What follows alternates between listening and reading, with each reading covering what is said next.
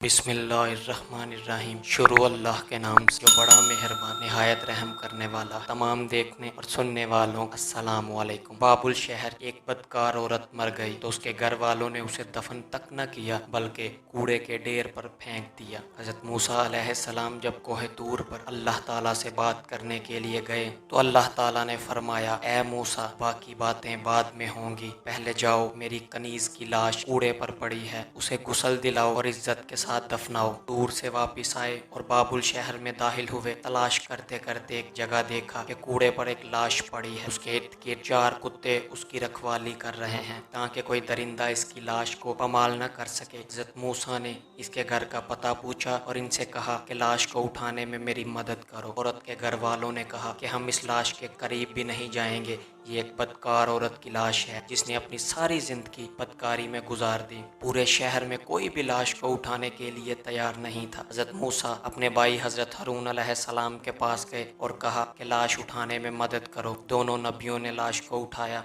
और फिर जब गुस्ल देने की बारी आई तो शहर की कोई औरत भी इसको गुस्ल देने के लिए तैयार नहीं थी। ये देखते हुए हज़रत मूसा ने अपनी ज़ौजा और बहन को हुक्म दिया कि इस औरत को गुस्ल दो। गुस्ल के बाद अपने भाई हज़रत हारून की मदद से इस औरत को दफन किया। दफनाने के बाद जैसे ही आप वापस आ रहे थे तो शहर वाले लोग आपके सामने आ गए और वो सब मिलकर आपसे कहने लगे, या तो हमें इसकी वजाहत दें कि एक बदकार औरत को इतनी इज्जत क्यों दी, या फिर वो कलमा जो आपने हमें पढ़ाया है हम आपको वापस करते हैं। हज़रत मूसा अलैहिस्सलाम ने लोगों से फरमाया, ऐ शोहर के लोगों, मुझे अल्लाह ने हुक्म दिया तो मैंने इस हुक्म की तमील कर दी। हाँ, अगली बार जब मैं कोहे तूर पर गया तो तुम सबको तुम्हारे सवाल का जवाब मिल जाएगा। ये सुनकर लोग वापस चले गए। हज़रत मूसा दोबारा कोहे तूर पर गए तो फरमाया, ए मेरे परवरदिगार, इस शहर के लोग मुझसे इस बात की वजाहत मांगते हैं, एक बदकार औरत को इतनी इज्जत से क्यों दफन किया गया।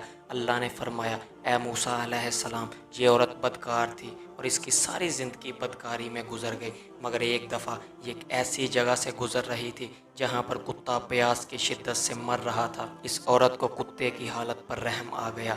इसने पानी के कुएं से अपने कपड़े गीले किए और कुत्ते के मुंह में निचोड़ दिए। प्यासे कुत्ते के मुंह में जब पानी आया तो उसके तड़पते हुए जिस्म में जान आ गई। मुझे औरत की रहम दिली पसंद आ गई और मैंने इसके सारे गुनाह माफ़ कर दिए और मौत के फरिश्ते को हुक्म दिया कि इसकी रूह कब्ज़ कर डालो ताकि ये आइंदा बदकारी ना करे। अल्लाह पाक हम सबको समझने की तौफीक अता फरमाए। अल्लाह हम सबका हामी और नासिर हो। वसलाम।